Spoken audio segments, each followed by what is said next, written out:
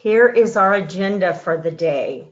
We're going to review very briefly our last unit, which we covered the 3 learning centers that you see on the screen.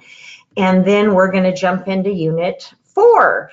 And we're going to go over Art Center today and the Sand and Water Center. And then we're going to briefly talk about some other learning centers that you may have in your classroom. And then we're going to try to capture all of it in some kind of a conclusion. What have we learned? And then several of you have asked really good questions. And so I decided that we needed to spend some time on a couple of those questions. And so we're going to go over those. And then I'm going to tell you the one big thing that out of all the last 3 presentations on learning centers that I want you to remember. So that's in this presentation. We'll talk about our activity that's coming up and then our next steps, and of course end with some resources and support for you. So let's review what we did last time. Do you remember we talked about that little children need activity? And we looked at this, I don't know what you would call it, but usually when I have seen this slide, it has been in regards to adult learning. And this really pertains very well to young children. So if we want those little 4-year-olds really learning, they need to hear, see, say it, and do it. And the more that we focus on all 4 of those, the more they will remember and retain. So that was one thing that we talked about. We also, in our last unit, went over dramatic play and writing and the science area. And I was, quite frankly, very moved by my individual conversations with you all. There are lots of you that are doing a lot of good things, especially with print in your centers. And there were loads of you that focused on the writing area and were really able to make, I think, some good improvements there. So kudos to all of you. So we're going to go over today, the first center that we're going to go over is the Art Center. And this is one of the most popular centers in a pre-kindergarten classroom. So what do students learn in an art center? Well, the biggest thing they learn, in my opinion, is that they are practicing their representational skills. So whatever you are learning about, they are actually showing you back what they know by drawing it or painting it or whatever. They also are just strictly learning about art. A lot of the children that we have in pre-K do not have things like pens and pencils and crayons and tape and glue and paint and Play-Doh at home. And so this is their first use of any of those tools or those artistic elements. And it's good that we are being able to offer that. They are also improving their fine motor skills and their eye-hand coordination. And of course, you know, they're acting like an artist and they are learning how to create. So when people look at art, a lot of times I think they look at it as this isn't a center that we have to have. This is something that we have if time permits or if there's enough money.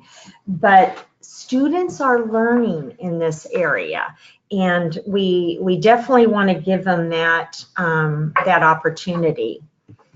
I want to go over a little bit about art and how it is done in pre-kindergarten. And so I wanted to spend a little bit of time talking about what we call process art and what we call product art. And you'll see that I've interjected a couple of words there. With process, I interjected child initiated. So if you are doing your art center as a process art center, there are loads of materials and there are no examples or models or patterns for the child to follow. The teacher can influence what the children create, obviously, by putting out certain materials, but they really don't control what the children are creating. So I'm going to give you an example of that. Let's say you are doing a unit on plants and you've read a book, you've done all this science, all of that kind of thing on plants. And in your art area on that day, you have put in perhaps at your art area flowers, real flowers, or real plants, or books with a flower or a plant or a leaf or whatever there.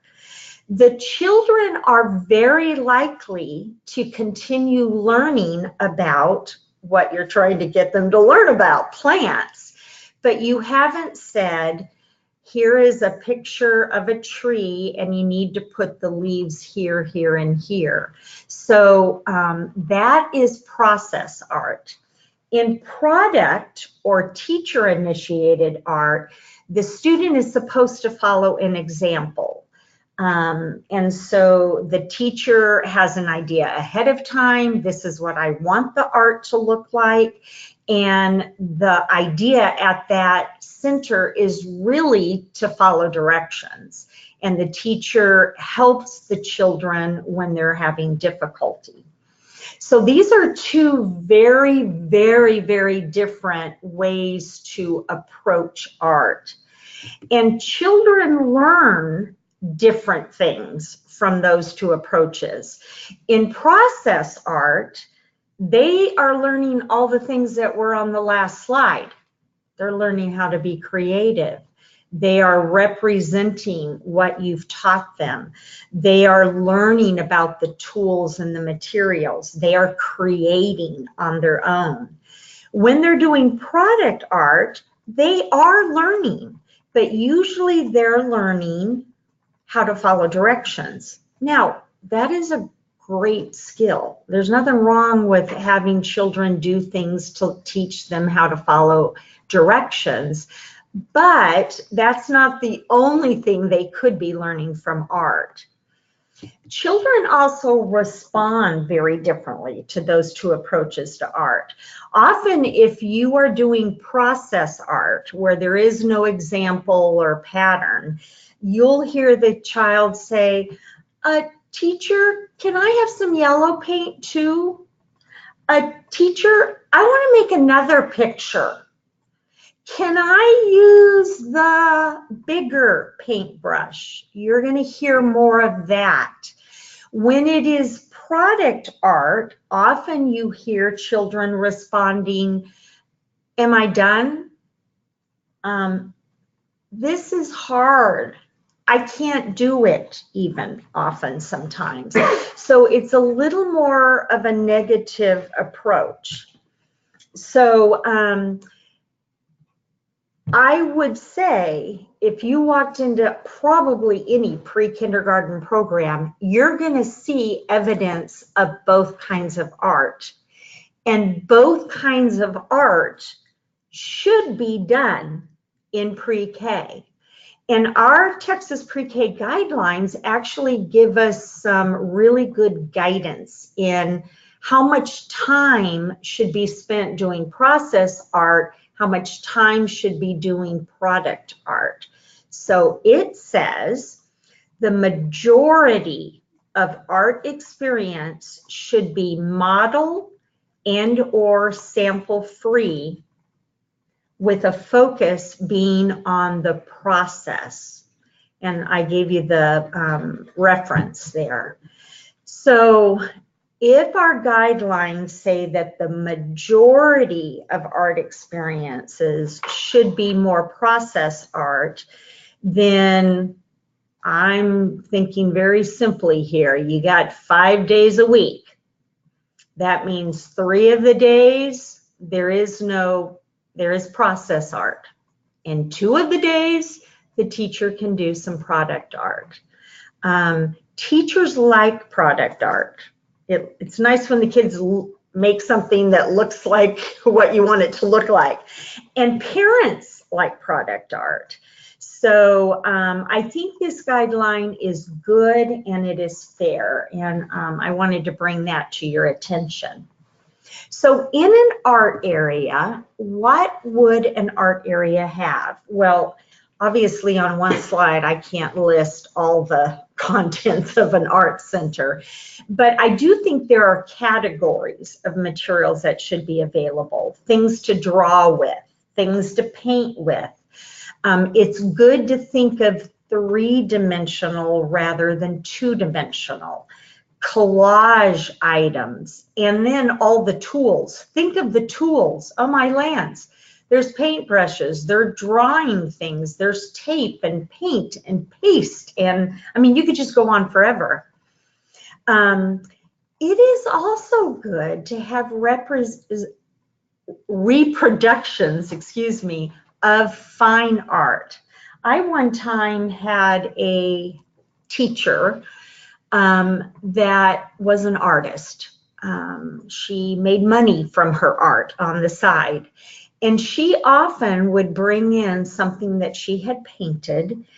And I cannot even describe what her children were able to do in her classroom.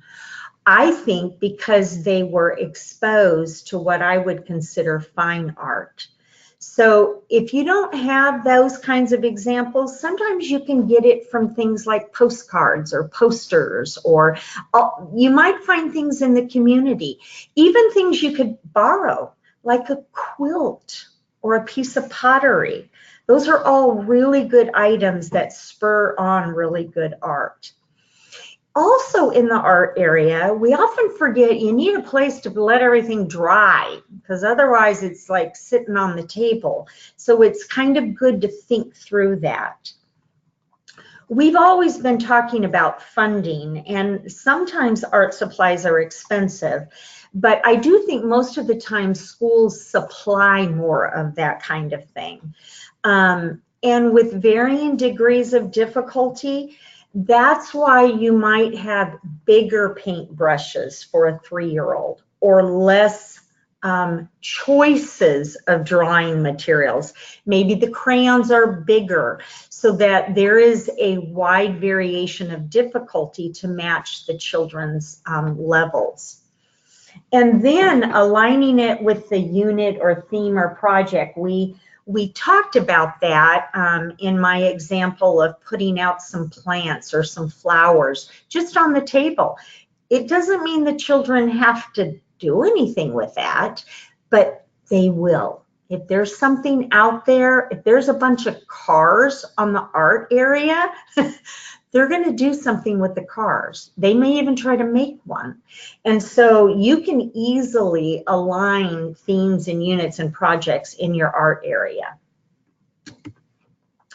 There are really good ways to do print and writing, and we've talked about some of these, but you do want to use a very wide variety of writing utensils, just like you do in the writing area.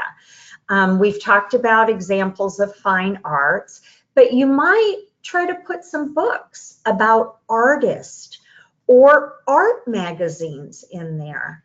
You might even want to put theme-related books with real pictures. So in my example of doing a unit on plants or flowers, you could put books that have real pictures of flowers or plants, and those pictures would also spur the children's creativity. There are some issues with the art area. It tends to be rather messy. So it's really, really good if you can keep it close to water. You may need an area, we talked about drawing, but sometimes children want to work on it more than one day. So you also might want to have an area for works that are in progress. Storage is very important. I mean, when you think of all the items that could be in the art area, it's really important that you have that shelving unit or whatever you're using to store the art materials. It needs to be really organized. It is best if this center is over tile or vinyl flooring for obvious reasons. You don't want someone spilling paint on your carpet if you can keep from that. And again, all the materials should be rotated just like they are in any other art area, any other center, to be theme related and to hold the children's interest. And of course, as always, we want to make sure the items are reflective of the children in the classroom.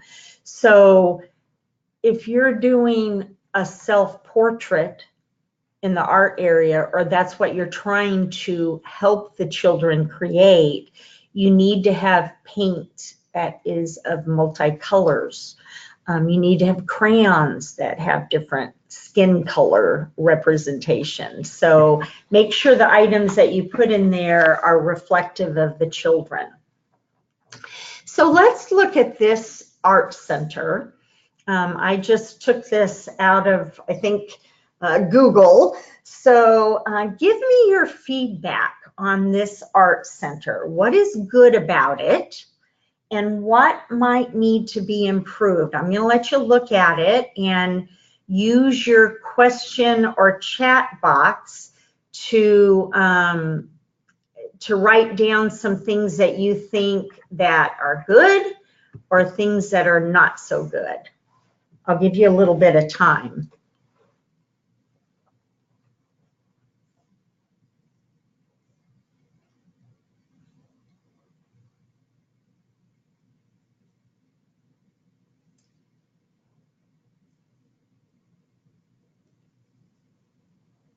What do you think about the amount of materials that are there? Okay, I see someone says no labels. Yeah, I don't see any labels on any of those containers. So that could be an easy improvement for that center.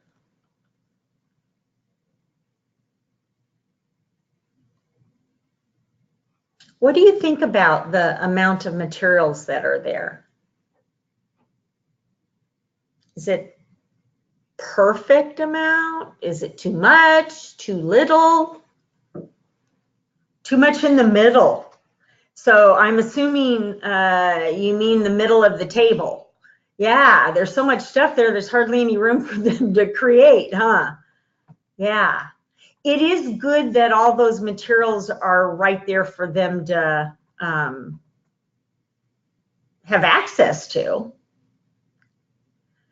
I kind of think there's too much paper. Look at that one cabinet over to the left. Look at all that. I'm not sure it would be conducive to have that many choices. There's a lot of paper there. Obviously, this might be a center near the end of the school year, so the teacher's able to give the children more choices. I don't see any water there either, huh? So that could be a problem. Do you see how they can dry things? They've, on the shelving unit that is attached to the wall that has the big blue bins, yeah, it looks like there is lots of storage. I agree. And that is a really good thing. I mean, this art area has a lot of places to put things, which is awesome. right under the big blue items, and I don't know what are in those big blue items, and I can't read them, so I don't know. Obviously, that's not accessible to children, but it looks like they can hang their artwork in that little, it looks like a little clothesline under it, which is probably a good use of space, but it could get a little messy down the wall. You can imagine, usually kids like to use lots of glue, lots of paint, and you might have a mess with your wall. But it is, at least they have a place for children to put things to dry. All right, good. Well, thank you. Are there any questions about art, the art center in general? I'm going to give you a little bit of time. If something I've said has sparked something that you want to question, let me know.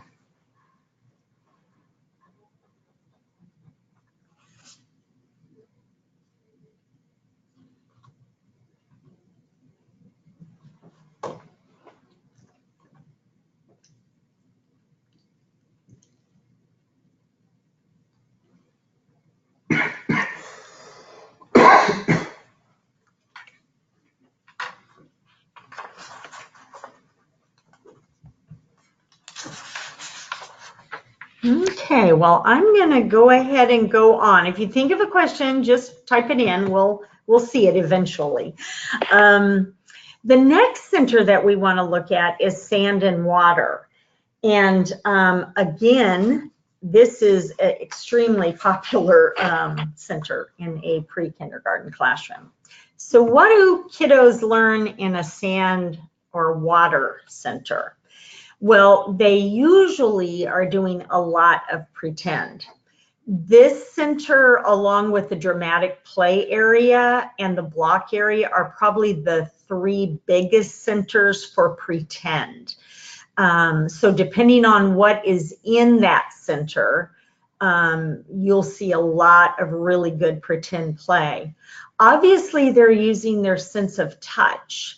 They are learning actually a lot of good math and science, things about quantity or measuring, liquids, solids, all of that kind of thing, math and science, this center is really, really good for.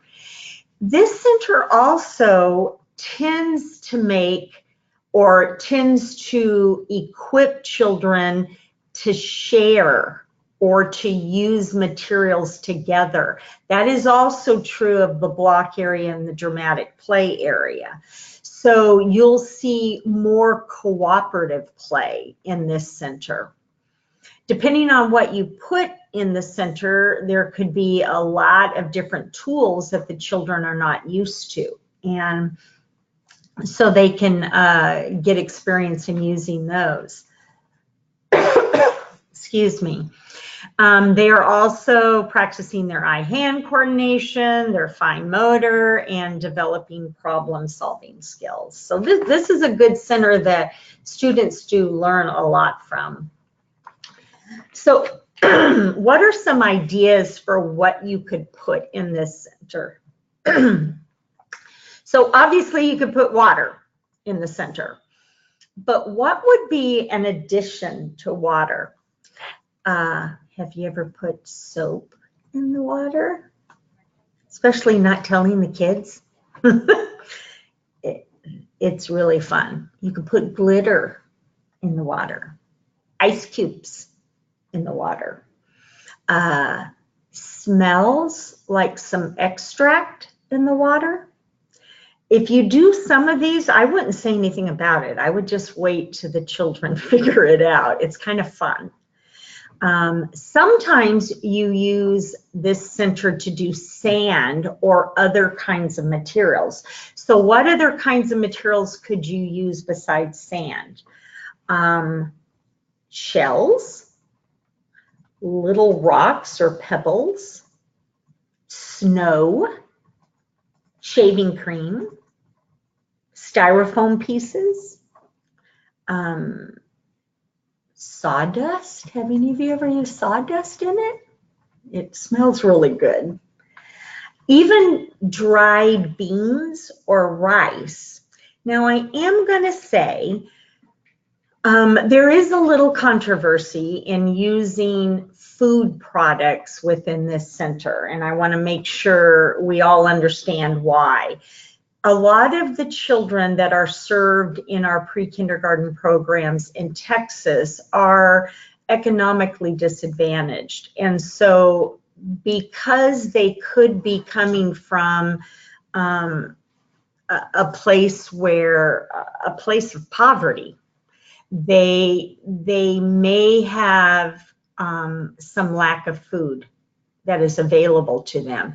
And so for them to see food used for play might be a little hard for them. You may see them try to eat it. So I know that sometimes districts make rules that we don't want to use that food products in any of our centers in the room, real food products at least. Also, besides the water and the sand and all that other stuff, you can just have materials that are theme related. So earlier I talked about adding cars or little trucks or that kind of transportation vehicles. You can do that in the sand and water area too. You can put boats in there. You can put ocean animals in there. You can put little people in there. You can put plastic animals. You could put things to play float and sink. I mean, there's a million different things that you could do that are very theme related, depending on what you're studying. You can put things to bury if it was sand or some kind of a substance rather than water. So what if you hid alphabet letters in the sand and you're learning the letter you've done, I'm just going to be A, B, and C. And so the child tries to find all the A, B, and C's or all the lowercase alphabet letters or whatever. So there's a million things. You can do that with numbers. There's lots of tools to put here. You can have buckets and shovels and measuring cups and nesting cups and little combs or rakes or, I mean, there's a million things. You may want to have waterproof smocks for the children to wear, especially when they're using water. And you definitely want to think of cleanup. So when you're thinking of funding for this particular center, the biggest amount of money is going to be spent on the actual table that you're using. And remember, you don't have to have a table with the legs that cost $1 million and it has a lid on it. You can have a regular table in a classroom that just has a very big bin in it. That's a lot less money. Yeah.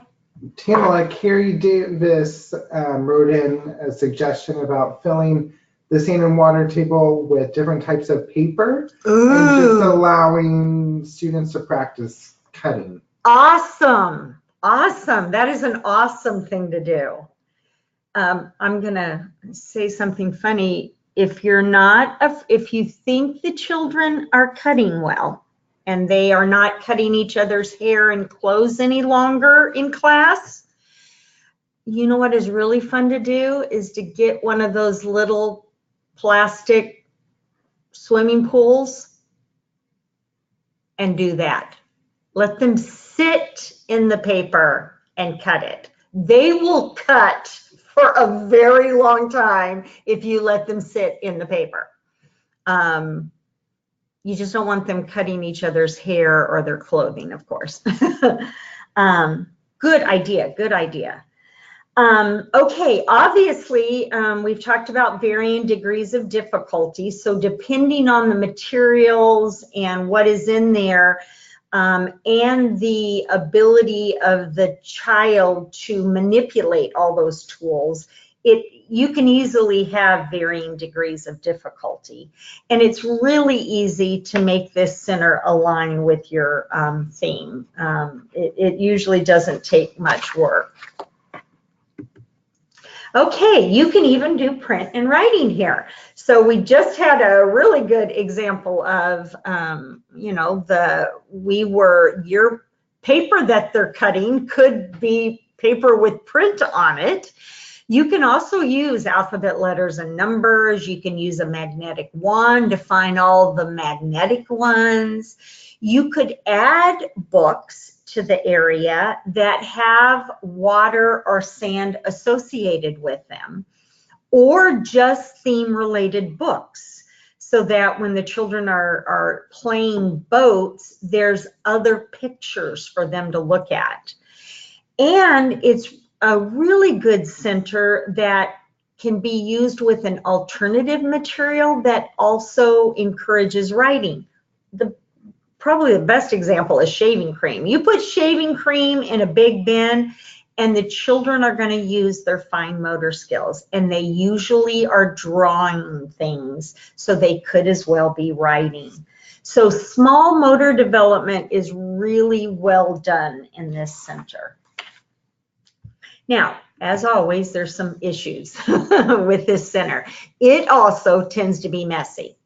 And it also tends to need a lot of room. And the reason it needs a lot of room, just like the block area, just like the dramatic play area, is because it will be very popular. The kids will want to be in this area. So a lot of times you want a little more room. It is good if you're close to water.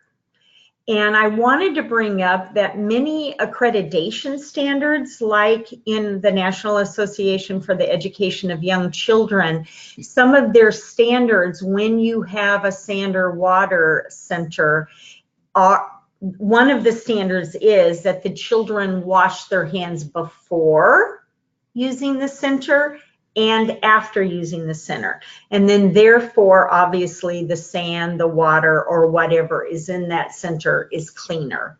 And that's a good thing, I think, for us all to think about. This center also might need a little more teacher supervision. And again, it's best to put this center over tile or some kind of vinyl flooring. And you do want to think of cleanup. The children are able to clean this up. They're able to wipe up the water that might have gone on the floor with a sponge. They're even able to vacuum, to do a little dust buster, or do a broom and a dustpan. So don't be afraid to let them clean up what's gone on the floor. And of course, we always want to make sure that the items that are at this center are reflective of the children that are actually in the room. So let's look at this sand and water center. And I'd like you to give me some feedback on this one. What's good? What could they improve? What would you like to say about that one?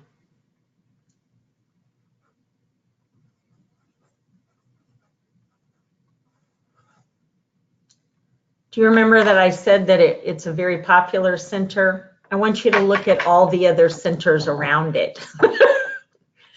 The Sand and Water Center has 4 kids in it.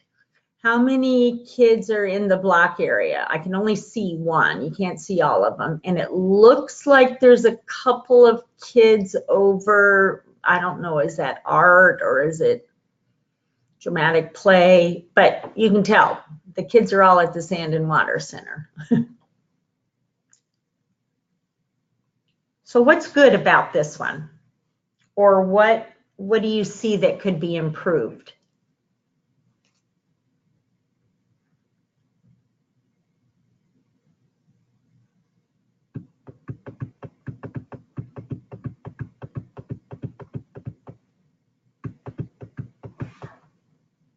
Yeah, it's not near any water, huh? They do have a lot of space. I have seen sand and water centers which I thought was a kind of a good idea. They would have little, it's almost like a placemat for the child to stand in, so that you'll notice in this center there are two little guys on the long side of the table, and then there are it looks like two little girls at each center. I have seen it, and I've seen it really work well, where you have a little a place so that they may, and it could be on the floor, for the child to stand within, so they don't get like too close to each other, that kind of thing.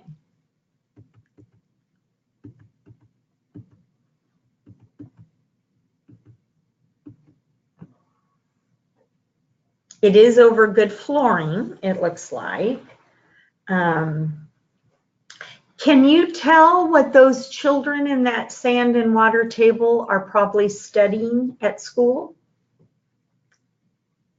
My guess would be transportation,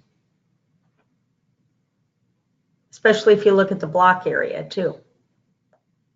So that's good. This center has been aligned with part of the curriculum, so that's good. Don't you think it's weird that there is a shelving unit right by it and it has like nothing at it? I have no idea why, so that's just kind of a question. I do think it might be problematic, the other shelving unit that is like turned so the back of it is to the center. It has stuff on top of it.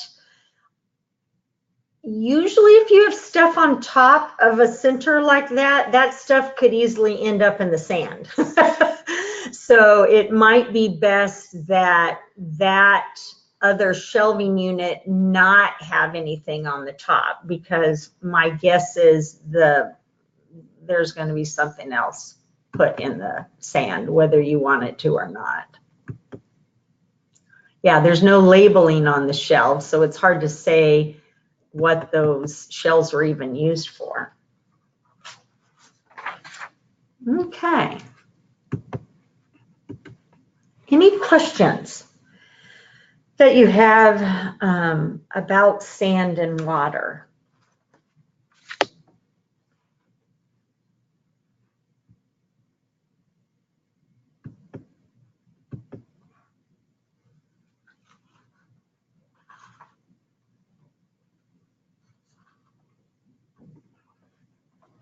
Well, I'm going to go on then.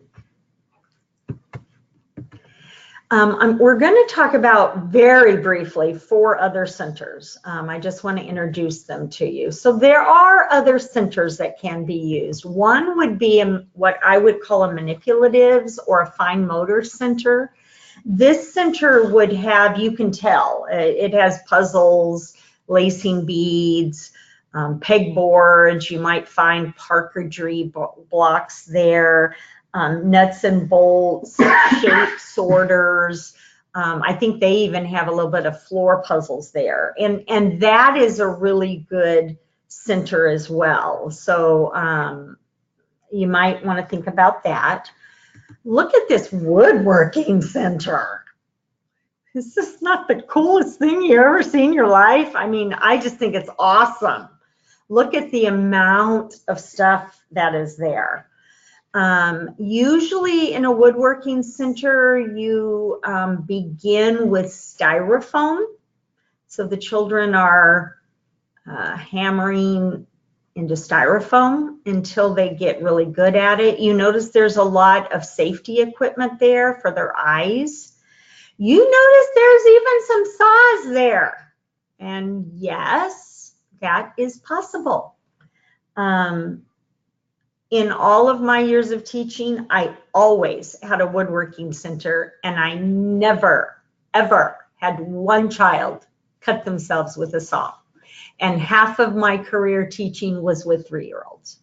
So I'll just say that. A lot of people are scared of using a woodworking center, but children really, really love it. This is a little more of an expensive center, I will say that. and a lot of people don't use it due to safety concerns.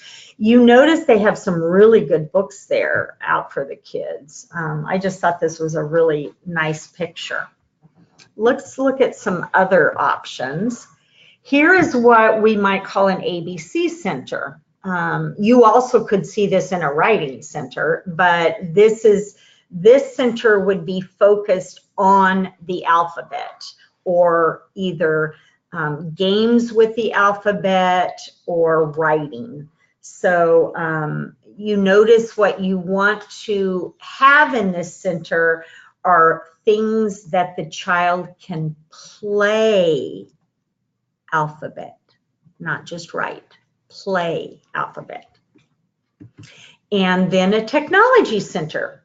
So I'm sure a lot of you have computers in the room. So sometimes these are a center. So there might be a place where you have 1 or 2 centers, and the children either use it on a rotation, or they can sign up to use it. There's a lot of different ways to use a technology center. So just because we're running out of some time here, I'm going to really quickly go over what have we learned about learning centers. And I am really going to go over this fast. So I hope you're tied onto your seat. So we have learned that the learning center part of the pre-kindergarten day is very important, and that the learning centers are for children, that they have a wide variety of materials in them. They represent hands-on learning. They are tied to the curriculum. We also learned that the really big reason for learning centers is because it is very tied to how the child, the 3 and 4-year-old brain develops. At learning center time, the children are making more connections. They are repeatedly using the information that the teacher is giving them to practice. They are practicing going from very simple concepts to more complex concepts, and it helps all their learning, all their development to be interconnected. And learning centers do all of that, which is quite amazing. I know this slide is, I'm not even going to go over it because I know it looks familiar to you. Remember, our aim is for 7 of them. And we've talked about all these things. So I'm just going to breeze by that one. But there are a couple of questions that have come up that I want to go over with all of you. One of those questions is, how do I know how many students should be in each learning center? So Tamala, you said we needed 7 of them, but how do I know how many kids should go in blocks? How many kids should be in the writing area? How many kids should be in the sand and water table? So I hate to say it, but it depends. It really depends on how big your classroom is. That really almost always tells you how many centers you can have. It depends on how many centers you have and how many kids you have in the classroom. And it depends on what you're doing in that learning center. Let me give you an example. Let's say you are painting with your hands for the first time in the art area. You may not want to have 4 kids there. You may want to have 2. Because it's just a lot more to supervise. So the content of the learning center might determine how many students are in there. So unfortunately, the answer is it depends. But I do want to give you a general rule of thumb, which is you should take the number of kids that you have in your room and multiply by 1.5. And that should be the number of activity slots that you have available. So let's try to see if we can figure that out. So let's say you have 22 kids in your room. If you used our general rule of thumb and you multiply 22 by 1.5, you would need 33 activity slots. That's a lot. So how would you do it with 7 centers? This is an example. So I want to repeat this. I am not telling you this is what you should do. This is an example of what could be done. So you will see I have 7 centers there. I took the science center away and I put it with math because I know I actually talked with a lot of you and a lot of you do that. So I just worked it out. If there's 6 kids in blocks, 4 in math and science, 4 in writing, 4 in art, 4 in library, 6 in dramatic play, and 4 in sand and water, you have 33 slots. Yeah, go ahead, Tima, Tony. there's a question related to technology centers. Okay. How can we incorporate keyboard skills if we don't have a computer? We have iPads. So the children, I am assuming with their iPads, it's a touch screen then. And so, yeah, I mean, without the keyboard, you may want to you could do this in another center. I probably wouldn't do it in the computers or in the technology center. You might make a picture of keyboards. And when you're learning your alphabet letters, you could actually have that in your ABC center, your writing center. Without a keyboard to practice on, it probably would be difficult. And you may just want to have that as a topic within your district because you should be working on vertical alignment. So if you don't have the equipment to do that in pre-K, when are the children introduced to the keyboard? Is that in kindergarten? Is it in first grade? And that probably needs to be thought through. That's a great question.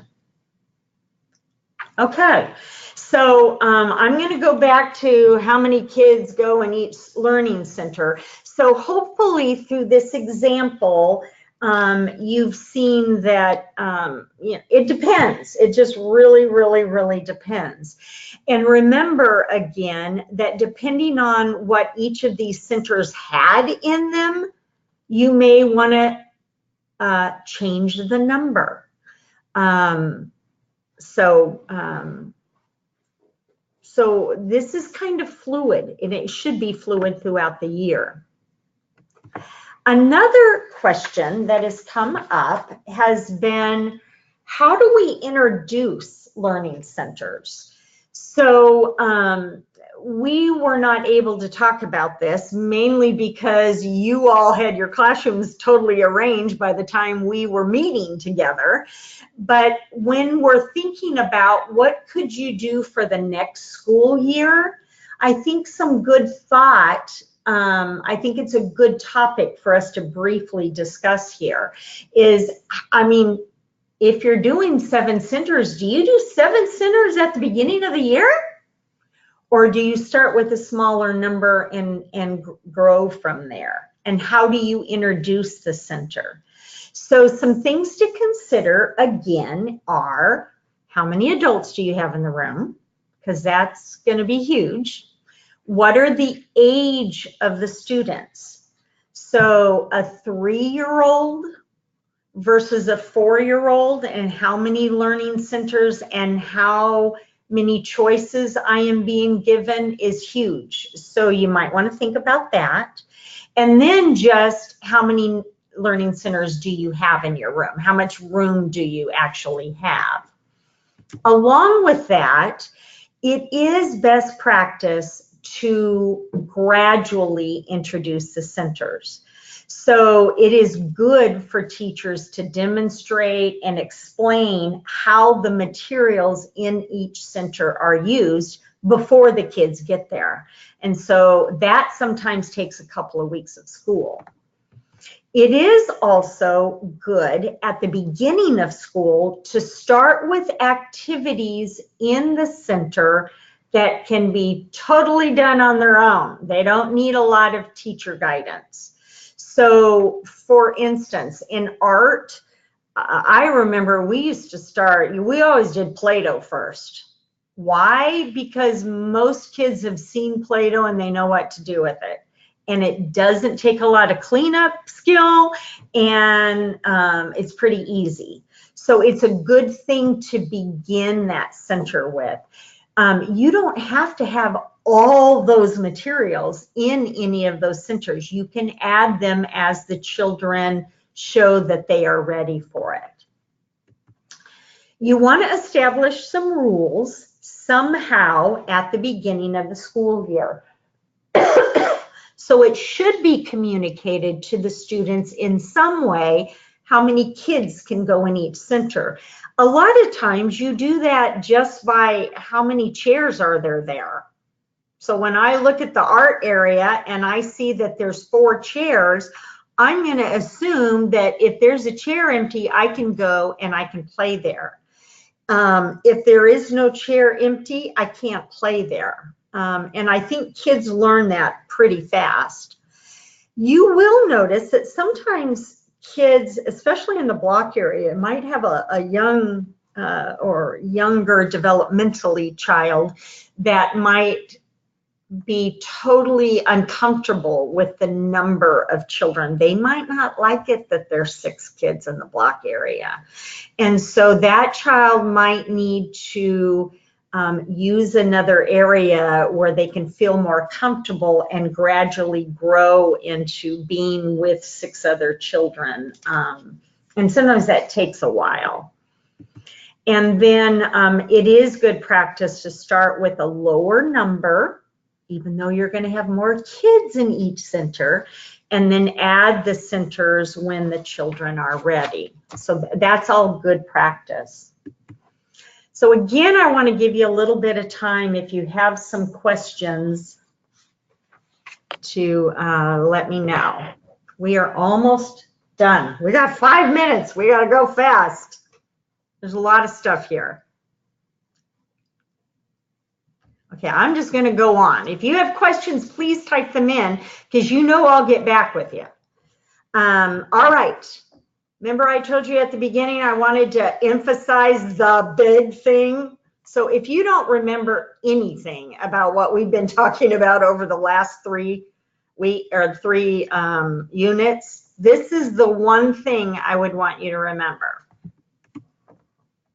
The cycle of teaching pre-K is much like the cycle of teaching any other grade level. There is teaching, there is student practice, there is assessment, and then you just repeat. In pre-K, the teaching part of it is usually done with a discussion, a demonstration, or some direct instruction. And usually the time frame is much smaller. So large group time doesn't take 45 minutes. It might take 10 minutes at the beginning of the year. It's very small instruction that is from the teacher to the students. The learning center time is best used as practice. And next unit, we're going to talk about what is the teacher supposed to be doing when the learning centers are going on. And you're going to, I'm really excited about that unit. And then, of course, you assess. All of this, you know, we would all say that teaching is very intentional and it's planned out. I would also say the learning centers are as intentional and should be as planned out. just like assessment. All of this needs intentionality. And without it, the cycle is broken. So we're going to now talk about what are you going to do in the next couple of weeks. So in the next couple of weeks, I actually would like you to do two things. I want you to think, we've now finished our unit on learning centers, and I want you to think, what am I going to continue to do from now to the end of this school year? You have already made really good improvements. What else could you either keep following through on or introduce for the rest of this year? Some of you have been really good at adding print and writing to your centers. How are you going to make sure that the teachers are continuing to do that in February, in March, in April, in May? So that's one item I want you to think through. And then the next item is, I want you to think through next year. Because obviously some of the things that we talked about, you probably were not able to do this year. So I want you to come up with, next year, what am I going to do differently in my pre-K program that is learning center focused? I know a lot of you have been doing these assessment assessments. And so I wanted to make sure that you had the art and the sand and water one, but we are not going to be talking about them. So here it is, and it is in your handout. If you want to continue doing it, go for it. But I really want you to focus on those goals. And then our next step, obviously today we did the webinar. You're going to think through those goals at our PLC on the 29th. We will talk about what goals you came up with. And then that will also be our topic of conversation when I call you individually during the first week in February. So as always, we got all kinds of resources here. I changed the page numbers. These page numbers match exactly what we covered today. Again, there's all of our website and emails. I know you guys know how to get a hold of me because you get a hold of me all the time. I love it. And that's what we've covered. And one last, questions, I'm going to have to take them off. But I want to read this last quote just because I love art. Every child is an artist. The problem is staying an artist when you grow up. And that was said by Picasso. So I hope you have a great rest of the day. I'll stay on the line for about 5 minutes, or you can email me. So don't hesitate to ask some more questions because I'm anxious to hear them. Thank you so much for your attention.